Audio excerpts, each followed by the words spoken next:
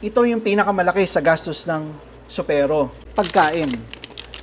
Nasa 75% ng gastos namin ay pagkain. Ang mga aso ko ay kumukonsume ng 1,958 packs ng supero sa loob ng isang buwan. Yan ay equivalent sa 45.2 kilos ng supero sa isang araw.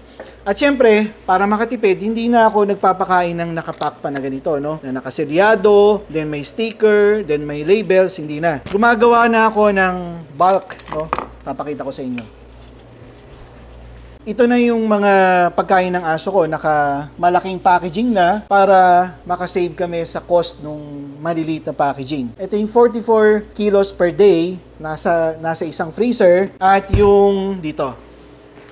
Nandito naman yung 1.2 kilos na pagkain ni Paraluman, 2 Puspin, Rowa, at saka si Rosie Boy. Ganito naman ang itsura ng packaging, tagpa 500 grams, and then 200 grams.